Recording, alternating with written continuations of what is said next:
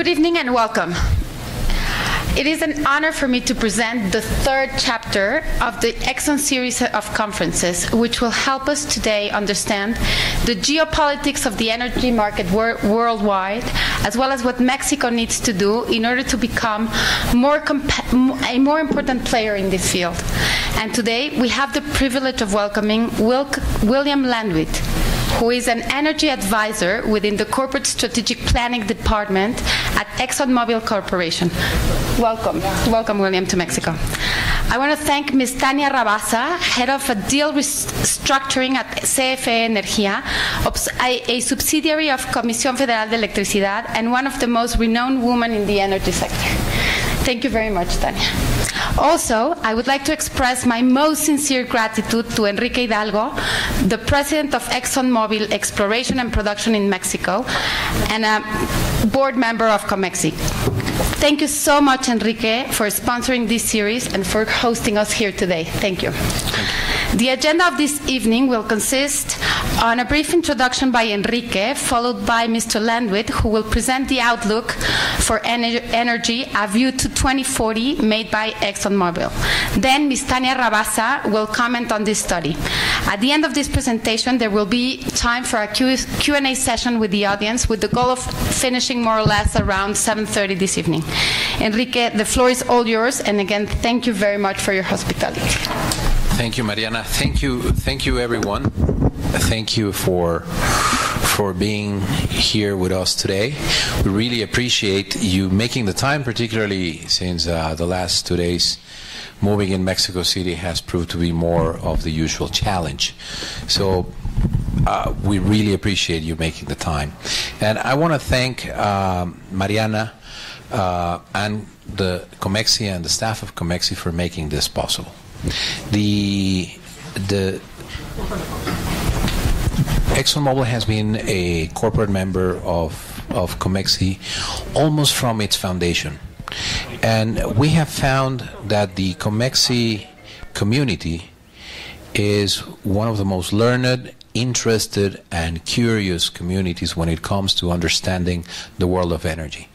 And that was the inspiration that took us to creating a series of conferences that we would like to have over the course of the year to talk about different aspects of energy and bring different people to discuss them. The first one we had a few months ago was focused on Latin America and what is happening in the Latin America world. So a very regional one, if you will. The second one was really focused on a specific technology and was how LNG is changing the world. The third one today, rather than focusing on a region or focusing on a technology, is really trying to put everything together with a long-term outlook, a long-term perspective of what we think at Exxon is the way the world of energy is going to look like 22 years down the road when we get to the year 2040. And that's, if I may, my general perspective on the outlook. To me is probably, if not the most important, certainly one of the most important documents that ExxonMobil produces every year. It is the foundation of essentially almost every business decision that we do. We need to think long-term in the energy world, and if you are devoid of some very strong, well-anchored thinking of how supply and demand and the universe and policies are going to shape that world, is very difficult to make decisions. We have an entire department that essentially works on it. That's our Corporate Strategic Planning Department. And the energy outlook is the foundation of that work. And with that in mind, I'm very happy to have Billy here with us today. Billy Landuyt is part of that group. Their job is to think the world of supply, think the world of demand, and also think of the world of the aspirations that we have in the energy world and how they get shaped in policy. And I could not be more happy than to have my really good friend Tania Rabasa, one of the leading members of the energy group here at Comexi, and a person that I find to be always a wealth of thinking and understanding, first when she was at Pemex and being an instrumental part of making the Pemex's board work for quite some years, and now facing the challenges of how do we move forward in the electricity space at CFE. And I'm sure that Tania will provide us some very insightful commentary, as she always do. So without further ado, thank you again for being here, and let me pass the mic to Billy, and I hope you find the presentation interesting, and that we have a very good and fruitful dialogue afterwards. Thank you very much. Thank you, Enrique. Perfect. And thank you very much to Comexi for the invitation to be here. I have to say that my visit here so far, Mexico as a whole, has been fantastic, and I have enjoyed all of the conversations and the hospitality that I've experienced so far. So anyways, thank you very much. So as Enrique pointed out very well, and I appreciate that, I'm going to have you talk to my boss about how important this work is as well, too.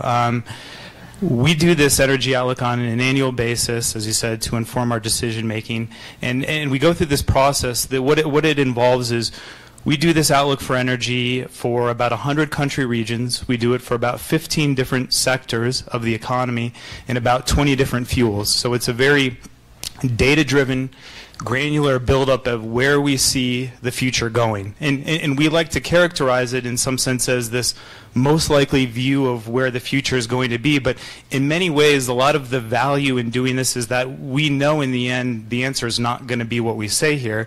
But the value is that we go through, we understand all of the sort of assumptions and the way things can work out differently. That helps us sort of make what I like to call robust decisions about, you know, how we can best be prepared to serve society's needs around energy going forward. But you know, so it's a fairly labor-intensive, you know, granular, detailed process, and I think it's easy to kind of get lost in that. But I think, you know, usually where I start this, and even myself just thinking about this space, is a little bit more fundamental driven, is that there's sort of really two primary factors which have, in our mind, historically driven energy demand, and we think are going to be the most important factors over the next 20-some years. And that's really effectively how many people are going to be on the planet, and what are the living standards for those people. Those two factors combined together really, in my mind, drive what is this sort of bucket of energy demand, and how big does that grow going forward. The other key question then is, what types of energy sources do you want to fill that bucket with? And that's dependent on a whole other different sets of factors. For example, what sort of supply do you have in your country? What are the economics of different options? What types of energy sources fit in the context of the services one needs from that energy? And so there's a lot of different factors that go into play in that. But at a base level, though, still, it's people and it's living standards. So as we look to our perspective of where we are now and where we see this going forward, you know, we're at a place today where we have about 7.2 billion people on the planet. We see that growing about 25% or so to about 9 billion people on the planet by 2040. So pretty significant growth in the population, with most of that growth coming from emerging markets. So about 85% of the population concentrated in these regions. On the economic side, you know, we're sitting now in a place where sort of total global economic pie is somewhere on the order of about $75 trillion, of which 2/3 of that is concentrated in the developed markets. As we look going forward, we anticipate that the overall economy will double over that time period, so significant growth in the economy. Most of that growth coming from the non-OECD or emerging markets, such that by the 2040 time period, you know, over about half of the overall economic pie will be concentrated in these emerging markets. So these factors really suggest that, you know, the dynamics we've seen over the last 15 years really continue going forward, and a lot of the overall important dynamics in the energy system are going to be concentrated in these emerging markets. As we look to see or think about how that translates then into overall total energy demand, we see global energy demand increasing about 25% over this time period. So most of that growth, not surprisingly, is coming from the emerging markets. So sorry if I didn't say the emerging markets would be in red here, developed markets in blue. With the developed markets remaining relatively flat to slightly down in terms of total energy demand. So overall total energy demand significantly growing much more with population than it does with overall GDP. And one of the key factors that we talk about within our own industry and what's happening globally is the role of energy efficiency in terms of meeting those needs. We think that the world needs to and will have to become much more efficient in how it uses the energy it needs or it desires to get the services it needs out. And in many ways, this serves our mind as a sort of hidden energy source to sort of accommodate the services people are looking for. But the basic trends, though, suggest to that even with significant gains in overall energy efficiency, there's going to be a strong increase in demand for energy going forward. As we look then to factor in the different components that lead to sort of what types of energy sources people are going to use going forward, there's a number of different factors we think that are going to influence that. One of the key trends that we think about and focus on a lot is the role of policy, as well as what society is looking to desire from the types of energy they're needing. And one of the key topics of conversation that exists in North America, throughout the world, is sort of the risks around climate change and the risks around or desire to limit the amount of environmental impact associated with energy. A key aspect of what will drive the overall energy system going forward is this move towards the decarbonization, or looking for having lower carbon intensity fuels going forward. We see that coal labeled here in orange, oil in green, gas in red, nuclear in dark blue, and then wind and solar in yellow. Other renewables like hydro, biomass in the light blue color. So one of the key trends we're seeing going forward is this sort of decrease in coal as a percentage of the total energy mix being displaced by things like natural gas, wind and solar, nuclear to an extent, and other renewables as a way to sort of significantly act to decarbonize the energy system. Oil still maintaining a similar sort of role as it is now, though being moderated to an extent by the role of things like energy efficiency. These sort of factors combine together, so this this move towards decarbonization of the energy system, along with significant gains in energy efficiency, in our mind, lead to a peak of the overall CO2 emissions associated with the energy system sometime in the 2030 timeframe, and begin to decline somewhere after that. As we look at the buildup then in terms of a regional aspect of that, places like US, North America and Europe, and when we say North America here, we're inclusive of Mexico in that context there. Continuing on a lot of the trends that we've seen recently in terms of reducing CO2 emissions going forward. Even places like China, we anticipate, will peak their CO2 emissions sometime in the 2030 timeframe and begin to decline at that point in time. And really, then most of the bulk of it, CO2 emissions associated with the energy system, predominantly coming from other parts of the other emerging markets. Particularly places like other Asia Pacific, Southeast Asia, some parts of Latin America and Africa. And the key here is that you have places where there's a significant desire to grow access to energy. And in many of these places, the energy that's available to them, readily available and relatively cheap, are things like coal. So there's a significant balance that's trying to be balanced by governments in places. How do we gain access to energy while also limiting emissions? Our CEO has commonly referred to this as the dual challenge for society. People desire energy services. People need these things for fundamental aspects of life. But many of the sources of energy we use today have CO2 emissions for them. So how is it that we go forward in a thoughtful way to try to solve both of these issues going forward? And it's a key aspect of our presentation, or our thinking about this sort of space in our own business decisions, and sort of when we go and talk about these issues with people throughout the world. So shifting over then to the demand side of things, this is a look then at where we see the different types of energy going into sort of a high-level aspect of some of the end-use sectors. So plotted along the left here is the different fuel types going into the industrial sector, going into the transportation sector, and then going into the residential commercial sector, or building type sector. And you see the same types of fuels that you saw on the previous chart, but in addition, you have the electricity demand for those various end-use sectors. The chart then, or the bar chart all the way to the right, is showing then the electricity or the energy demand going into the electricity sector to accommodate the electricity needs from the other sectors. So a couple points to make here. For one, electricity is one of the fastest growing energy sectors we see going forward.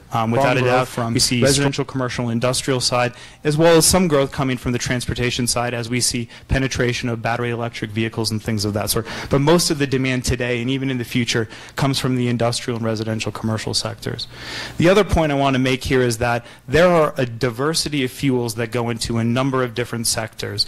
So if you look at power generation, it's one of the most diverse sectors in terms of fuels. You have a lot of coal, but you also have in our mind a lot of growth in things like natural gas, wind and solar, and nuclear as well too.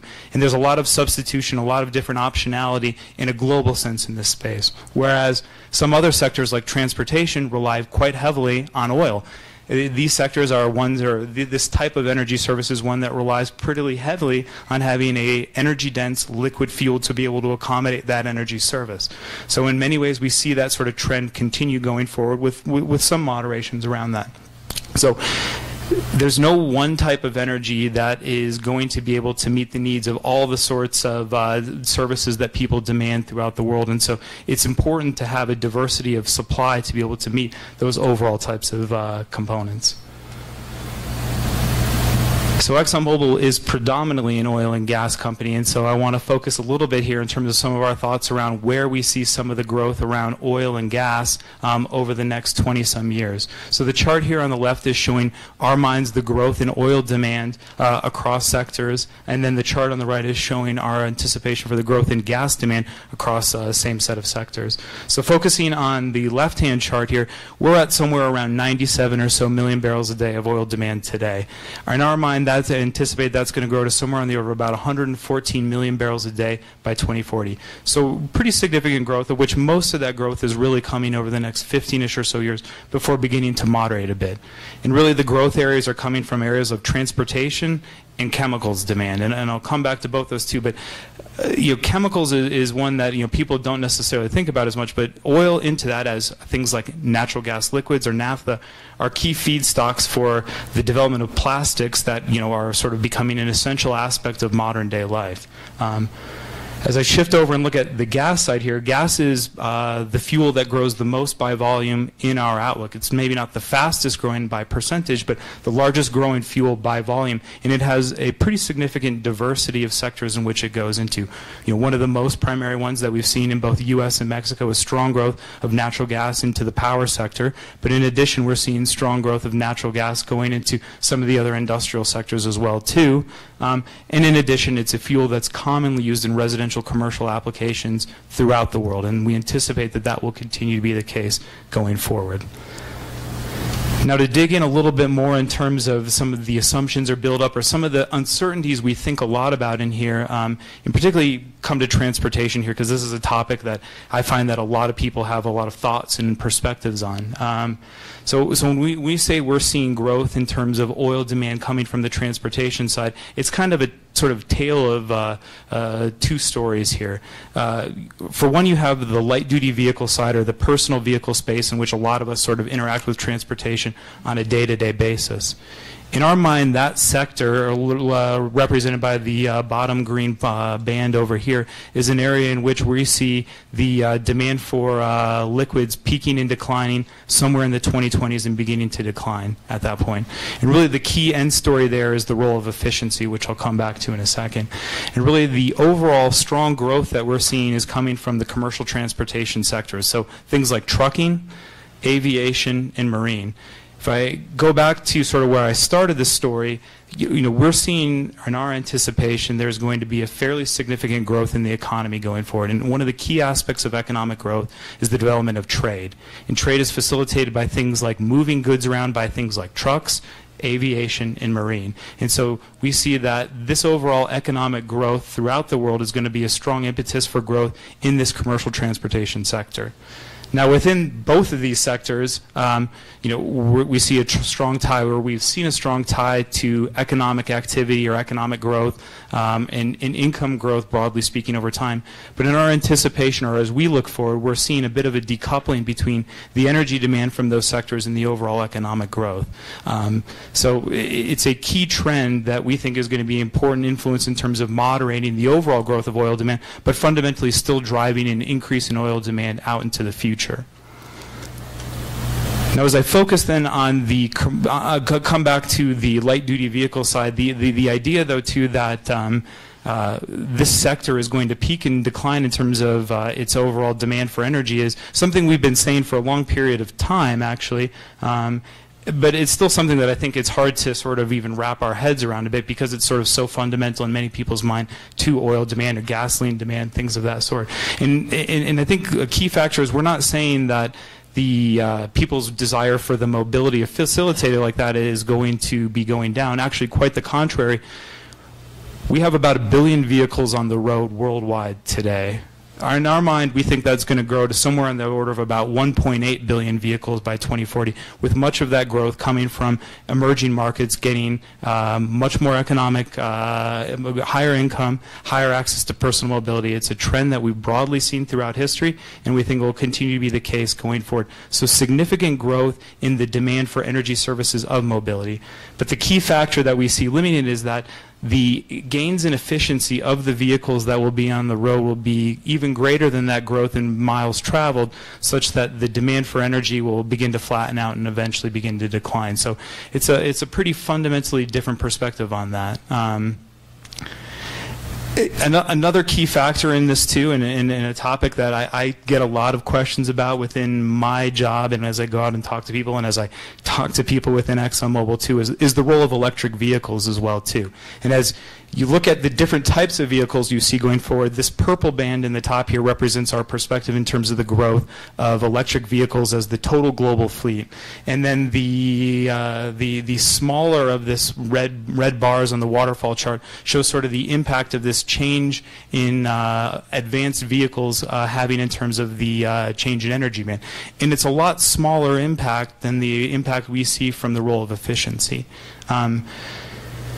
So then the question a bit comes up a lot of times is, well, what is your perspective on electric vehicles? Can it be a lot bigger impact? Things of that sort. And so, this is one of the things, as we go through this process and we put together this most likely view of the future, we also go back and we test what we call sensitivities and say, what if the world ends up becoming or evolving in a much different way than what we currently anticipate?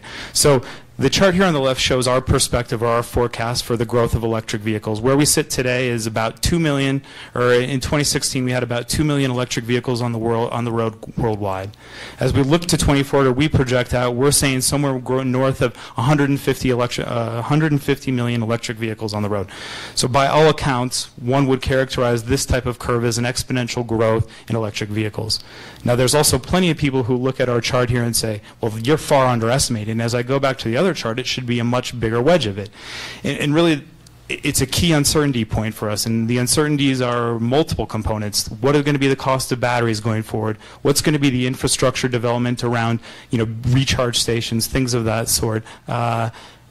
There's a number of different factors that we think could be potential impacts, but we fully recognize that it's a highly uncertain area, that things could come out different. So we did a test and we said, well, what if electric vehicles end up being 3 times higher in terms of their penetration than what we currently anticipate? And so what the chart on the right is showing, what would be the impact on total liquids demand, both in our total liquids demand for the top line there, and then liquids demand within the light-duty vehicle space if we had 3 times higher, or over 500 million electric vehicles on the road by 2040. So the bottom of the green smudge here, sorry it's not the most elegant looking diagram, sort of shows sort of what that impact would be. And so instead of total liquids demand growing to 114 million barrels a day by 2040, it would be 110 million barrels a day. So I don't want to insinuate that a change in demand of 4 million barrels a day doesn't have potential impact, but it's to also say that you're still a situation where oil is still a fundamental product that's going to be needed by the light-duty vehicle space, but a large other parts of the economy as well too. So, it's a dynamic, evolving space, something we actively follow, recognize it's a major uncertainty going forward, but one that, as we look at it too, it's something that we think that, still suggests the oil and gas industry has a critical role to play in terms of the overall energy system.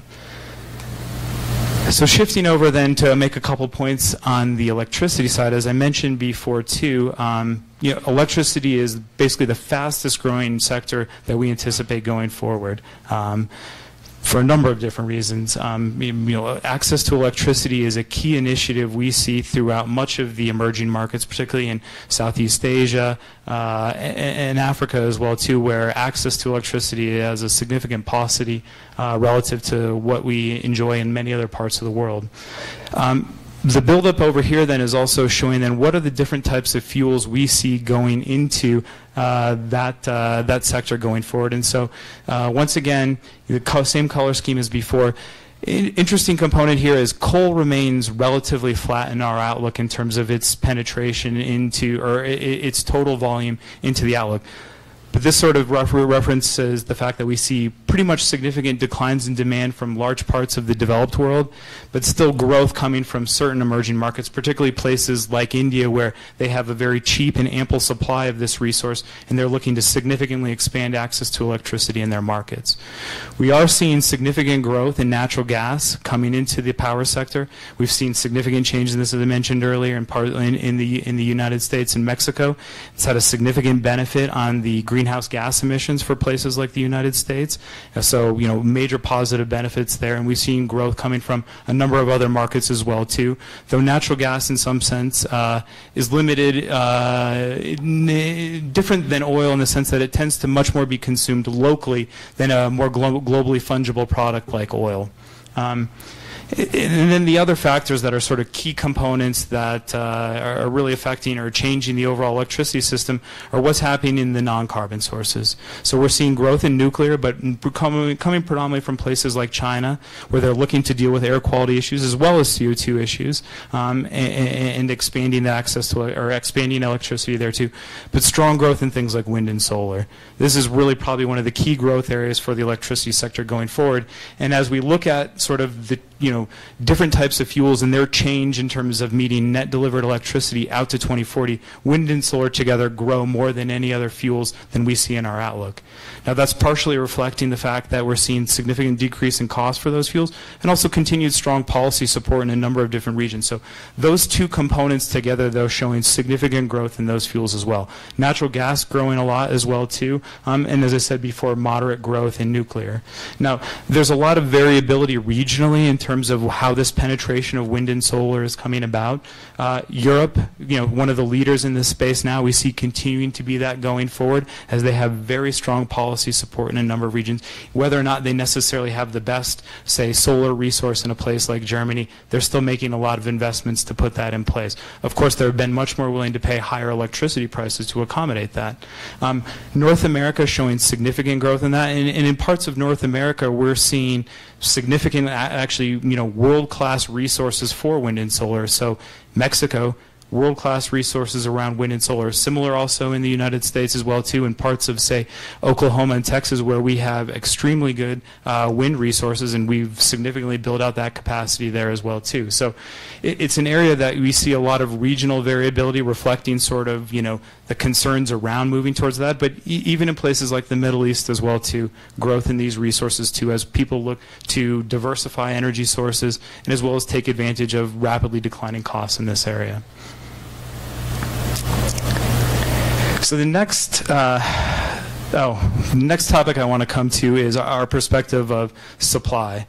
And so I've started hopefully giving you some idea or perspective or motivation that we see growth for oil demand and gas demand going forward. The question is, where do we see the supplies being met to accommodate that demand?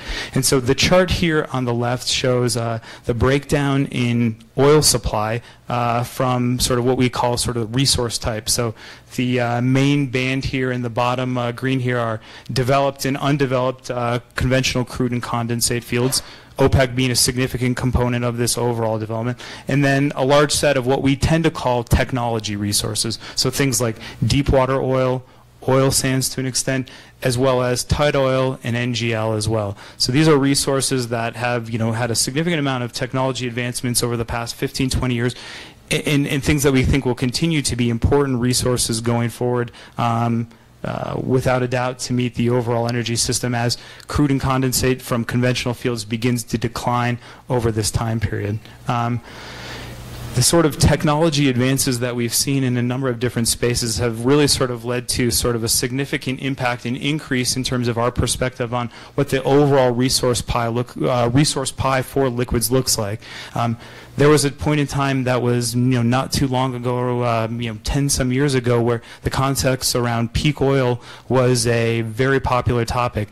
That has shifted, and now everyone wants to talk about peak demand. So, in some ways, kudos to the oil and gas industry for sort of changing the dynamic around that topic, such that sort of limitations on sort of supply are sort of not really a key part of the overall dialogue in this space. Coming to sort of North America in particular in this context, here's the buildup in our mind of sort of, historical look from 1980, and then where we see the projections going forward. So different components of U.S. resource in the blue, and then the contribution from Canada and Mexico in the various shades of red and pink. And so we're seeing significant shifts in the overall role of North America contributing to the global liquid supply market. A key part of that is what we see going on in the United States and sort of the advent of tight oil that's gone on there, and so fundamentally changing the U.S. as well as sort of global geopolitical aspects around that. But long term, given the growth in terms of where we see demand coming from, we think that there's going to need to be growth in supply coming from both the other components of North America, namely Mexico and Canada. We think parts of oil sands will be important. We also think that deep water developments in both the United States as well as Mexico are going to be a key component in terms of growth for liquid supply out to 2040 as well too. So continued investment, continued development of these resources will be a key aspect of meeting the world's demand for liquid products over the next 20-some years. Shifting to the gas side quickly here, one of the key aspects that we've seen have sort of changed the market here again is this sort of perspective around unconventionals. Really sort of fundamentally changed the U.S. And such that today unconventional gas in North America constitutes somewhere on the order of about 15% of total global gas supply, and we see that growing to somewhere on the order of about 20-25% by the end of the outlook. So significant growth there. As I mentioned before, that gas is a commodity that tends to be more locally consumed. That's changed the dynamic, but we're seeing a growing market for pipeline gas as well as LNG as well too, to facilitate the trade and consumption of this, in some sense, lower carbon fuel throughout much of the world. And similar on the oil side as well too, we're seeing significant unlocking of resource as well too. And just to come back to some of these perspectives on technology as well too, a lot of the concepts and thinking that I think have gone into unleashing this sort of unconventional resource in the United States in many ways probably has similar types of potential in other parts of the world too. The United States has some benefits around kind of the types of companies and some of the structures we have in place to allow that to be the case, but in many ways aspects of this geology should be replicable in other parts of the world too. So it's an interesting time in this space to sort of see how this could evolve going forward and where this this type of resource could begin to proliferate throughout the world. One of the last topics I want to talk about, and is coming back to one of the points earlier here, is some of the thoughts and thinking around climate risk and sort of technology and these sorts of components. One of the big things we added to our energy outlook this past year was a look at 2°C climate pathways and sort of understanding some of the dynamics around those and sort of asking questions around what's sort of the impact on the oil and gas industry in the context of these sorts of scenarios. It's very clear that most parts of the world view climate risk as serious and something that warrants significant action to be able to deal with it. We've had the Paris Accord in 2015 that came together and brought, in a very ambitious way, brought the world together to sort of say, look, we're all going to work together in different ways or in different levels of ambition, but work towards reaching these types of goals and look towards moving it. Now, there's one set of ambition, and then there's obviously another set of action, but there's a lot of sort of talk and try to understand where we're going to evolve in this space. And so, we tried to take some time to look at kind of what is going on and what's sort of the broader community perspective on these issues. So, instead of just developing all sort of these materials ourselves, we decided to look at what is sort of the expert community on this say. And one of the key expert communities in this is the Intergovernmental Panel on Climate Change, which is sort of the key group that thinks about the, or does the assessment of the science around climate change as well as the mitigation options around it. And so we looked at a key study that was an input into that study. It was a study that was coordinated by Stanford University and brought together a number of key energy modeling groups to look at what does the energy system look like under this. And so what I'm plotting here on the left is the CO2 emissions pathways for a number of different models, 13 different models in these gray lines. And so the light gray lines here represent the emissions pathway for a 2-degree pathway for these different models. The dark gray lines here represent a case where there's basically no climate policy, there's no action. So, a key stark difference between these two cases where you see significant growth in emissions in the no climate policy case, but also the 2-degree case represents actually a pretty different perspective of what the energy system is doing as well too. We've had a long history where CO2 emissions have steadily grown due to the energy sector over time, and this is a case where they're peaking almost now, and they're significantly going down, and in some cases is going actually net negative. That's a very different perspective in terms of what that is. The blue line here represents our energy outlook perspective of where we think the situation is going to go. So our energy outlook is not consistent with the 2-degree pathway, in part because we don't think these sort of policies that governments have in place, as well as the technology costs we have now, are not in line with being able to reach that goal. It doesn't mean we couldn't get there or more action could be done, but so far what's been actually pledged is actually inconsistent with that. But in terms of how these models get there, there's really sort of 2 key factors in terms of what they do. It's a strong growth in energy efficiency of the energy system, and then later on, after you've sort of milked, squeezed as much as you could out of that, you move towards decarbonization of the overall energy system, which is what this seaweed chart here sort of represents. But really underlying it, there's a lot of fundamental technology change going on to be able to facilitate a transition of the energy system like that. But there's 13 different models here, and there's sort of 13 different pathways to get to 2 degrees, and so there's no single sort of perspective or sort of optionality around that.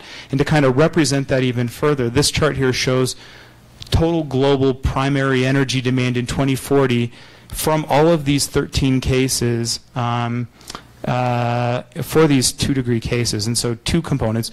None of these models agree in terms of what the total primary energy demand would be in those cases, and none of them agree in terms of what the overall fuel mix would be either.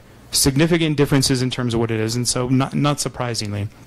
I think a key takeaway for us as a company as we looked at that is even under these sort of deep decarbonization pathways, the oil in green and the gas in red still constitute a very significant component of the overall energy mix, about 52% of the total energy mix in 2040.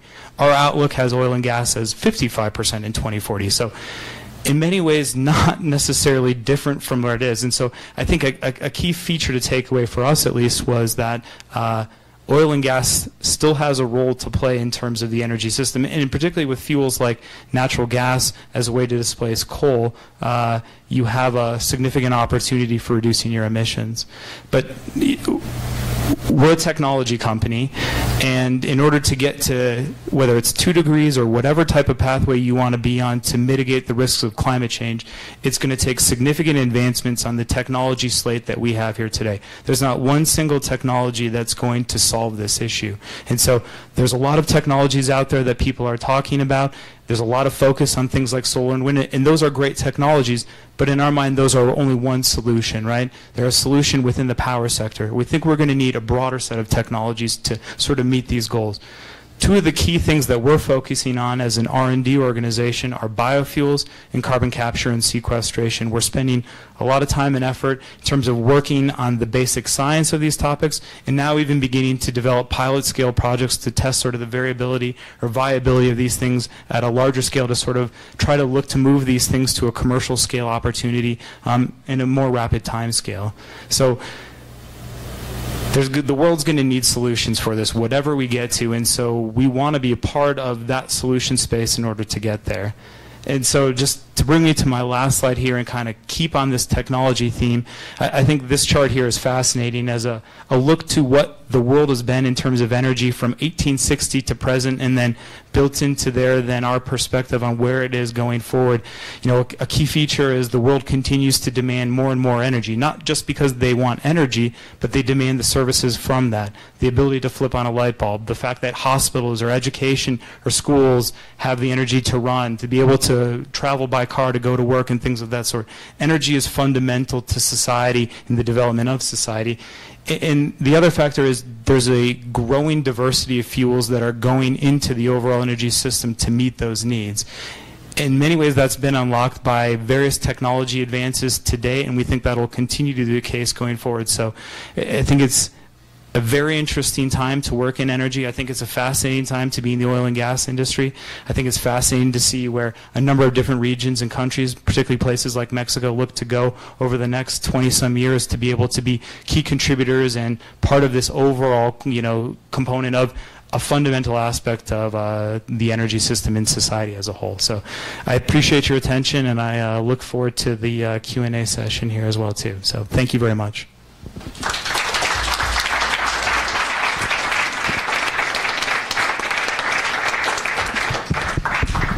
Billy, thank you so much. So the next part of our program is we're going to hear a commentary from Tania Rabasa, and as I mentioned, Tania works at CFE, but previously she worked at Pemex, and of course that gives her that rare ability to see energy on both the hydrocarbon side as well as the power side.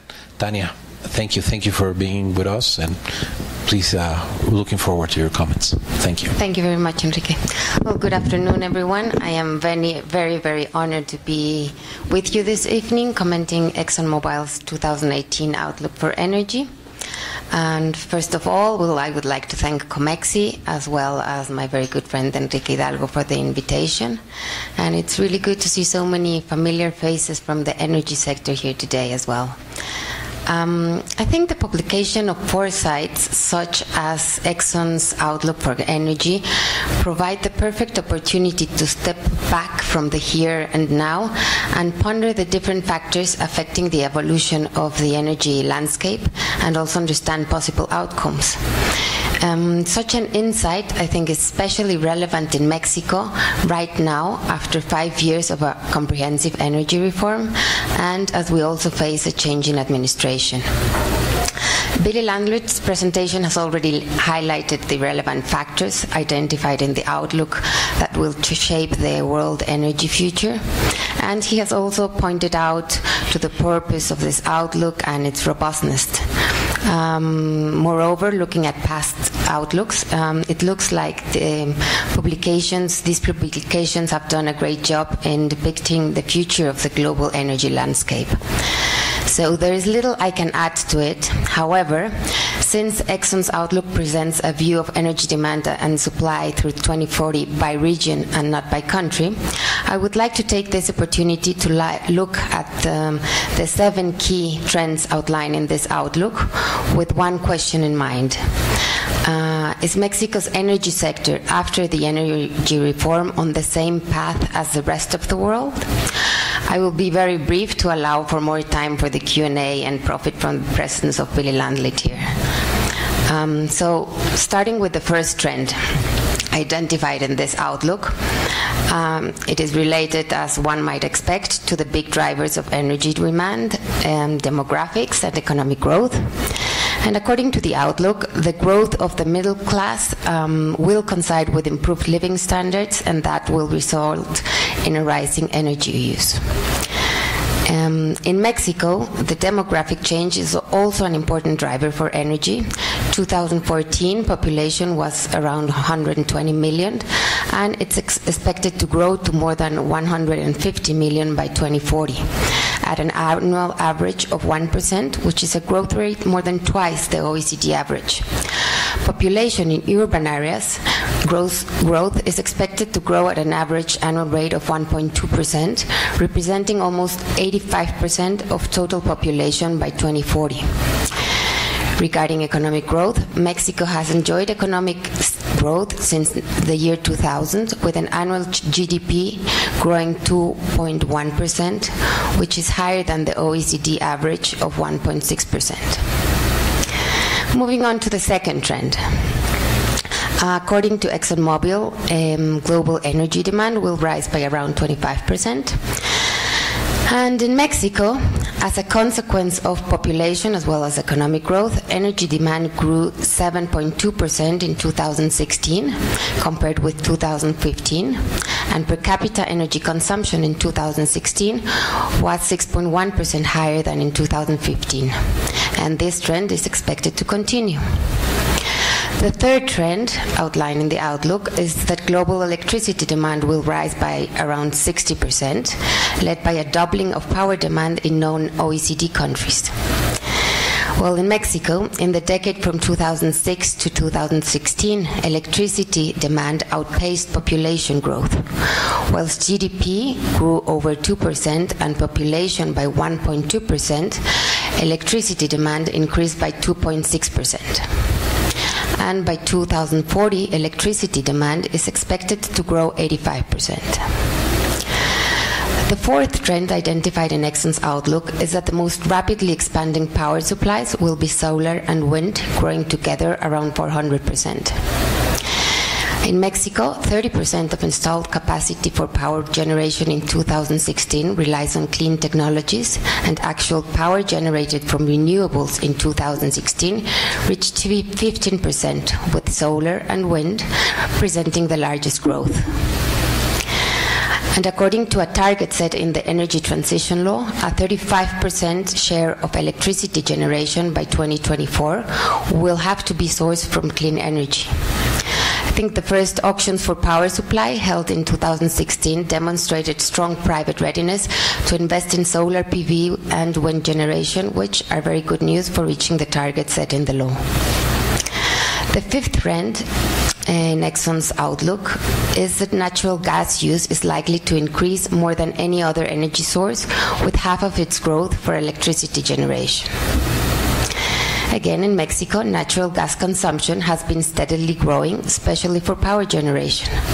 Even though domestic production has fallen sharply since 2013, the rising role of gas in Mexico's energy mix has been facilitated by the extensive infrastructure development, the availability of relatively cheap gas via new pipelines from southern U.S., and pricing reforms targeted to liberalize the gas market. In the last decade, the power sector demand for natural gas increased by 62%, and by 2030, natural gas is expected to represent 82% of fuel consumption for power generation. This is a result of CFE's strategy to substitute more expensive and polluting fuels for cheaper ones, such as natural gas. The sixth trend, identified in Exxon's Mobil outlook, is that despite the increase in wind and solar, oil will continue to play a leading role in the world energy mix. Well, what about Mexico? Over the past years, Mexican oil production decreased by over 1 million barrels per day since 2004, when it reached its peak. However, with new players participating in E&P activities in Mexico as a result of the energy reform, production is expected to stabilize and then start growing again, since Mexico's hydrocarbon reserves are large. As for the role of oil in Mexico's energy mix, it loses ground, but Mexico's energy mix is still dominated by fossil fuels, particularly oil, which accounted for more than half of total demand in 2014, making Mexico one of the most oil-reliant major economies in the world. And in 2014, its share is expected to decline to around 40%. The last trend identified in the energy outlook is that decarbonization of the world energy system will accelerate. Well, in Mexico, the new policy and market design also provides a substantial boost to Mexico's clean energy efforts and energy efficiency, and only in the electricity sector, the emissions of power generation are expected to decline by half. So to conclude, the key trends that will play a defining role in our global energy landscape, which are identified in this outlook, seem to follow a very similar path in Mexico's energy sector. That is, the direction and the magnitude of the changes seem to be quite similar. So it looks like we should analyze seriously the possible outcomes laid out in the outlook and come up with practical, cost-effective solutions to address multiple goals simultaneously, especially in Mexico. Thank you very much.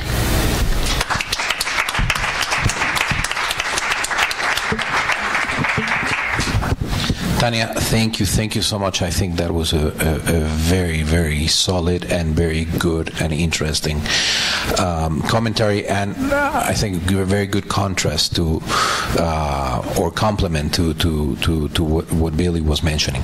So let me open the floor for questions, and if you can please give your name and affiliation. Agustin. Yeah, Agustin Barrios Gomez, Mexican Council on Foreign Relations. So it's very sobering what you just showed, Bill. I think on so many fronts you have such massive technological tectonic shifts in such a short time frame that the expectation is that will go on in the energy sector as well.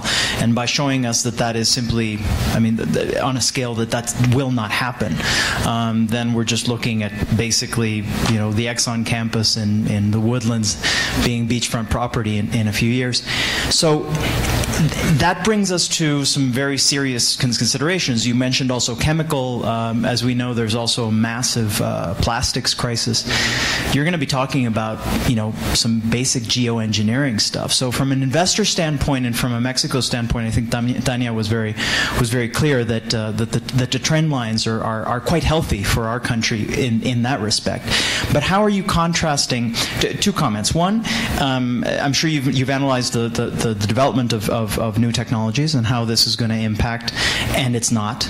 And that's basically what we're seeing here, or not in a big way, or not in as big a way as people who have come to expect the iPhone developing as fast as it does, and all of these different technologies. It doesn't seem to be impacting in the same way here. And the second thing is, how does one become then involved in mitigating not just climate change, but also the crises that are related to the production of the chemicals that you just outlined, which is massive as well. Okay, well, I might characterize some of those things, and I will in a slightly different terms. All good points and all sort of key considerations as we see kind of driving the energy landscape going forward. I'm really happy you brought up also the iPhone things and people's expectations around kind of the scale of change it is, and in some sense, this chart is a great sort of indicator of that. We build in our outlook sort of pretty significant improvements in technology over time. You know, we see significant improvements in solar, wind costs over time. We see significant decrease in the overall cost of, say, batteries and things of that sort.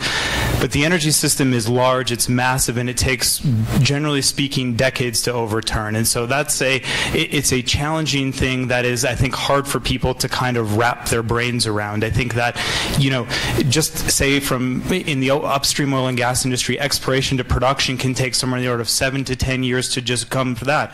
That's a decade, right? It's not a short amount of time, and so that's important. To come back to the sort of risks around climate change and things like that, it's a great point. I would characterize that our outlook, our perspective on that is not a situation where our Houston campus is necessarily one that becomes beachfront property, even though Houston is an extremely flat area as well, too. So what I'd say is that our outlook is a case where we're seeing emissions peak in the 2030s and begin to decline. So climate change is a long-term issue, and a lot of these, if I go back to the slide here, is a century-long issue is how people characterize this, right? That doesn't mean we have a lot of time to waste, but it's a long-term issue. And so if we were to take our outlook here and maybe do some magic and think about extrapolating out longer term, it begins to become a situation where maybe our outlook, as we've compared to, say, some of the other IPCC-related activities, is suggestive of maybe a temperature stabilization around 2.4 degrees or something like that. Now, we recognize that there's an ambition in the world around 2 degrees, but then the question is, well, why isn't the world going there? And in some sense, it's probably a bit of a question around cost. And so basically what society is left to do with is, to some extent, no one really wants to ever address these sorts of issues, but it's inherently a cost-benefit issue. And so what is the additional cost of that, and what will be the benefits I get around those sorts of things? And so there's a trend, and it's a fundamental trend that's changing the energy system. We're seeing decoupling of oil demand from economic growth. That's a fundamentally different world from where we've been in the past, and so I characterize that as a different world. The sustainability issues are going to be key issues, but once again, it becomes to be, generally speaking, a sort of a cost-benefit analysis too. Plastic waste is another great example or great issue that is just a general waste management issue. Growth in chemicals and plastics is actually going to be a key facilitator of this energy transition. One of the main reasons, or one of the key reasons, why we see the emissions going down in the light-duty vehicle space is that significant deployment of durable plastics, lightweight durable plastics in the light-duty vehicle space will lighten those vehicles and make them more efficient versus using steel in those frames. So chemicals and plastics have had a key role in terms of sort of reducing the emissions in a global sense. Now, that does not mean that there is not another waste management issue, potentially further recycling issue, that's not going to have to be dealt with. Absolutely, it will have to be dealt with. And so the industry will have to be involved. For us as a company, we've made an effort recently to spin up a sustainability organization that cross-cuts our downstream organizations and is sort of trying to think about what sort of significant role we can play in that. But there are all key issues that we think are fundamental aspects of what society wants, and then the question is how does society get on those sorts of things? And so tough questions, great great debates to have around it. And so I think coming back to the sort of the energy system component and how our CEO characterized it as this dual challenge for society. So on one hand, energy is fundamental to sort of all of these different components, but on the other hand, most of the energy sources we use today have CO2 emissions. So somehow we have to, as a society, grapple with that and make changes. Technology is going to be a key component. How fast that occurs, I think it's important. I've been rambling on here, so I apologize. A key component is not to get bimodal and say, if we can't get to this, then to heck with it, let's not do anything. The key component is to stay focused on the issue and say, what can we do to solve these issues? And so our goal is to try to do that as best as possible, and I think that we want to be part of rational conversations around it, because we think rational conversations are what are going to lead to the best solutions to these things. Another, yes, John. John Padilla with IPD Latin America. Thanks, Billy. Always good food for thought. Question for you. You showed that electricity growth is going to be one of the most significant components here. And I wonder whether, if you take a look at 2016 global investment numbers, you see that renewables has doubled the numbers that you've seen in the aggregation of every other component. So the question is that included in your numbers on an outgoing basis, or do you see that as, is there an anomaly or certain kind of barriers for that continued level of growth? Yeah, great question. Just the data or projection we have on here, wind and solar are going to be the biggest growth sort of components going forward. So inherently we see sort of significant advancement in those going forward, and probably to some extent even further advancement in the investment. I think one of the things that gets a little bit tricky in terms of there's capacity and then what actually gets delivered in terms of electricity. And so solar and wind can have fairly high capacities that are being invested in, but with much lower capacity factors versus, say, thermal generation, what actually ends up the electrons getting delivered tends to be somewhat lower. That being said, significant investment going on, and we continue to see that being the case going forward. I mean, particularly as costs continue to decline for these fuels going forward, and continued support in various ways to promote these going forward. So significant investments, but we still think that the level of investment is sort of within the realm of kind of what society, I think, is broadly going to be willing to do to a point. You know, as you start to look at some of the penetration levels we have in this outlook, you know, in some parts of Europe, you're getting north of 30-some%.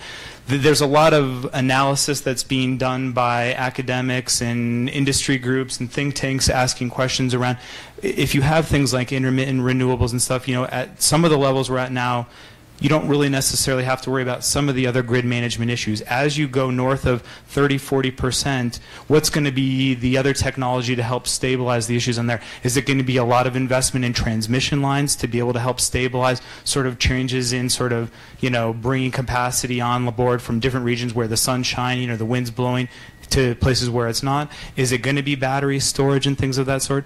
You know, we've clearly seen significant improvements in the cost of battery storage, though in our mind, though, it still continues to be a relatively small component of the overall electricity space over this time frame, mainly because we think it's still a relatively expensive option. And in particular places like Germany, where they're getting to, say, high levels of penetration, they actually have a lot of idle coal capacity online, and they have capacity markets to be able to incentivize those players to basically stay around and back them up. So we continue to see strong investment promoting those things.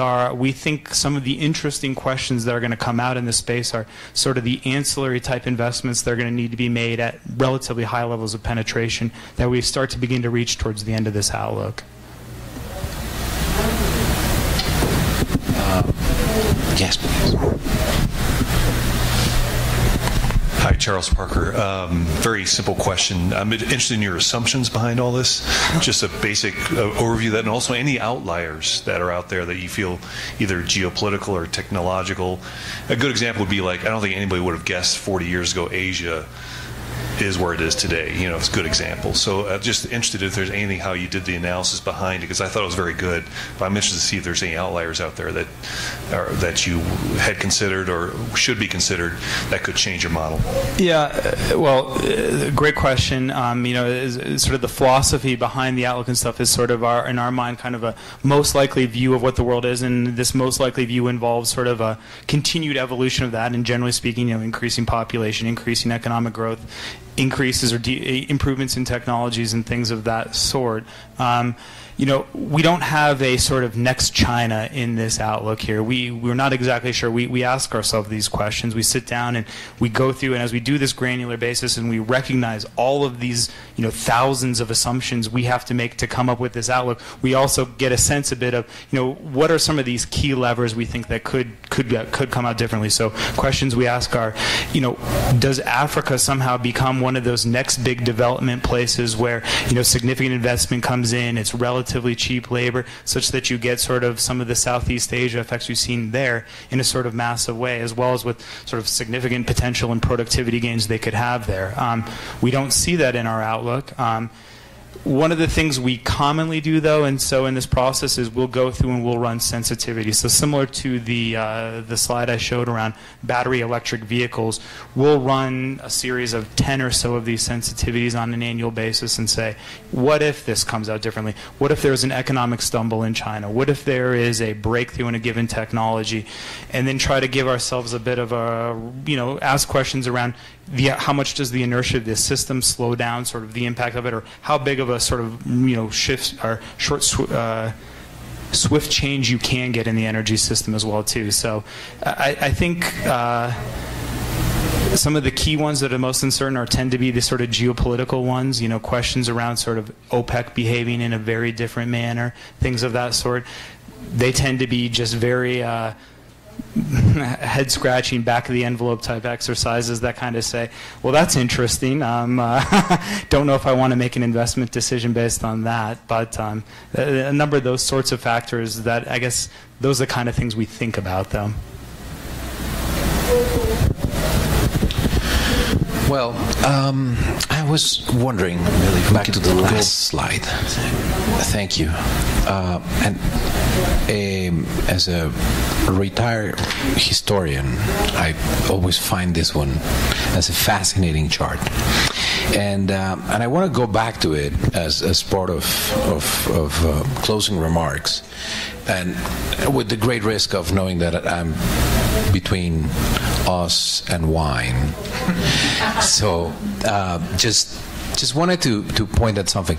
There's a very famous slide that has been discussed over the last few years, and if you go to the graph around the year 1920, and there's this very famous picture of the Fifth Avenue of New York in 1910 and in 1920, or around that time. And the difference is, in 1910 you essentially have a lot of horse-driven carriage, and 1920 you have only cars and just one horse carriage. It's a very famous picture, and it's a very famous picture that is telling us about the rapid transformation of technology. It is true. Very quickly, New York and many places in the world adopted internal combustion engines.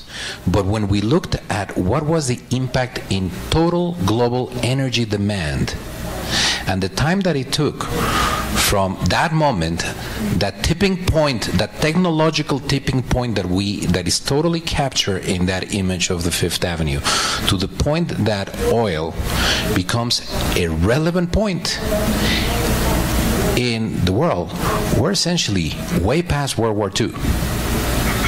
And that is what I find very sobering about the exercise and about this chart.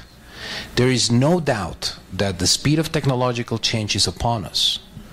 But the fact that when it will have an impact on a planetary scale will take time, leads me to probably the most important thing that I take away from this discussion. We have no time to waste. The fact that these changes take time makes even more relevant and more germane that we make changes and we make decisions today. A wrong turn is something very hard to correct. And here in Mexico, unfortunately, it took us about 20 to 30 years to make decisions about our energy systems. And we're still facing, and we will face for quite some time, the impact of our indecision.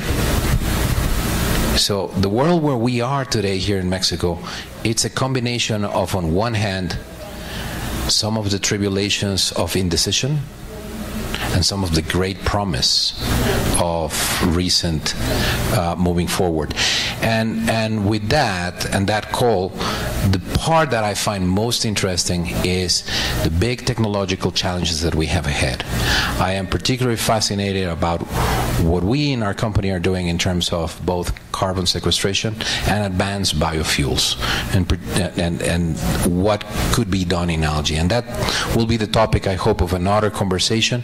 So with that, I really want to thank all of you for being here. Billy, thank you for taking the time. Tania, thank you so much. And if I can invite all of you to raise a glass and have a little bit of hors d'oeuvres, and if you want to continue the conversation informally, thank you so much for coming. We can say that if you stay for a glass of wine, you will probably save about 20 to 25 minutes on your commute back. Thank you so much.